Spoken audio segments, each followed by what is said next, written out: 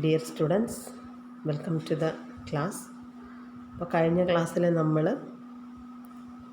Cash flows എന്താണെന്നുള്ളതൊക്കെ പഠിച്ചു. അപ്പോൾ എങ്ങനെയാണ് ക്യാഷ് ഫ്ലോസ് ഉണ്ടാവുന്നത് എന്നുള്ളതും പഠിച്ചു. ഇന്ന് നമ്മൾ ഡിസ്കസ് ചെയ്യുന്നത് types of cash flows.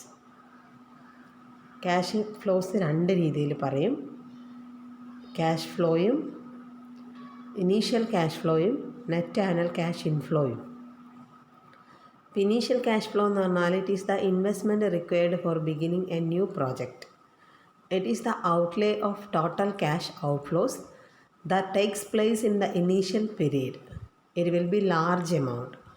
It includes cost of new asset, opportunity cost of the asset, increase in working capital.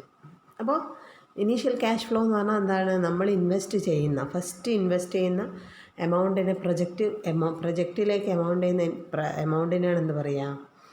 Initial outlay എന്ന് പറയുക. അതായത് ക്യാഷ് ഔട്ട്ഫ്ലോ എന്ന് പറയുന്നത്. അതായത് ഇതൊരു വലിയ എമൗണ്ടാണ്. Cost of new asset included ആണ്, ഓപ്പർച്യൂണിറ്റി കോസ്റ്റ് ഇൻക്ലൂഡഡ് ആണ്, വർക്കിംഗ് ക്യാപിറ്റൽ ഇൻക്ലൂഡഡ് ആണ്. ഇതൊക്കെ എന്താണ്? ഈ ഒരു ഔട്ട്ഫ്ലോയിൽ ഇൻക്ലൂഡഡ് ആണ്. അപ്പോൾ ഔട്ട്ഫ്ലോ എന്ന് പറഞ്ഞാൽ നമ്മൾ ചിലവാക്കുന്നത്, നമ്മൾ ഇൻവെസ്റ്റ് ചെയ്യുന്ന ഒരു അസറ്റ് വാങ്ങാൻ വേണ്ടി നമ്മൾ മുടക്കുന്ന പൈസേനാണ് എന്ത് പറയുക? ക്യാഷ് ഔട്ട്ഫ്ലോ എന്ന് പറയും, ഔട്ട്ലേ എന്നും പറയാം. ഇനി രണ്ടാമത്തത് നെറ്റ് ആനുവൽ ക്യാഷ് ഇൻഫ്ലോ. അതായത് ഇൻഫ്ലോ ആണ്, നമുക്ക് ഇങ്ങോട്ട് വരുന്നതാണ്. Initial investment is accepted to generate a series of cash inflows in form of benefits or return from the projects. These cash inflows are called annual cash inflows. അപ്പോൾ നമുക്ക് annually ഒരു വർഷാവസാനം നമുക്കൊരു പ്രോജക്റ്റിൻ്റെ മേലെ കിട്ടുന്ന റിട്ടേണിനാണ് എന്ത് പറയുക? ക്യാഷ് ഇൻഫ്ലോ എന്ന് പറയുക. അപ്പോൾ നെറ്റ് ആനുവൽ ക്യാഷ് ഇൻഫ്ലോ എങ്ങനെയാണ് കണ്ടുപിടിക്കുക എന്നുള്ളതിന് നമ്മളൊരു സ്റ്റേറ്റ്മെൻറ്റ് വരയ്ക്കും, പ്രോഫിറ്റബിലിറ്റി സ്റ്റേറ്റ്മെൻറ്റ് താഴെ തന്നിട്ടുണ്ട്, നോക്കുക. അതിൽ പ്രോഫിറ്റബിലിറ്റി സ്റ്റേറ്റ്മെൻറ്റ് രണ്ട് മെത്തേഡിൽ നമുക്ക് കണ്ടുപിടിക്കാം. ഒന്ന് നെറ്റ് ഏർണിങ്സ് മെത്തേഡിലും നെറ്റ് ഇൻകം മെത്തേഡിലും കണ്ടുപിടിക്കാം. ഫസ്റ്റ് മെത്തേഡ് നോക്കുക, ആനുവൽ സെയിൽസ് റവന്യൂ. നമ്മൾ സെയിൽസ് റവന്യൂവിൽ then less operating expenses include depreciation, income tax before tax, less income tax, net income after tax, add depreciation, net cash inflow. ഞാൻ ഇന്നലെ പറഞ്ഞ പോലെ നിങ്ങൾ ഡിപ്രീസിയേഷൻ കുറയ്ക്കുക, എന്നിട്ട് ടാക്സ് കൊടുക്കുക, എന്നിട്ട് വീണ്ടും ഡിപ്രീസിയേഷൻ എന്ത് ചെയ്യുക? ആഡ് ചെയ്യുക. അങ്ങനെയാണ് ഇവിടെ ചെയ്തത്. നോക്കൂ, ഇതാണെന്ത്? ഒരു മെത്തേഡിൽ നമ്മൾ പ്രോഫിറ്റബിലിറ്റി സ്റ്റേറ്റ്മെൻറ്റ് പ്രകാരം ക്യാഷ് ഇൻഫ്ലോ കണ്ടുപിടിക്കുന്നത്. ഇത് ഒരു പ്രൊഡക്ഷൻ അല്ല, ഒരു സാധാരണ ഫേമിൽ, മീൻസ് ഒരു മാനുഫാക്ചറിങ് കൺസേണിലല്ല, ഒരു സെല്ലിംഗ് കൺസേണിൽ വരുന്നതാണെന്ത്? ഒരു സെയിൽസ് മാത്രം കാറ്റഗറൈസ് ചെയ്യുന്ന ഒരു ഫേമിൽ വരുന്നതാണെന്ത്? ഈ ഒരു സ്റ്റേറ്റ്മെൻറ്റ്.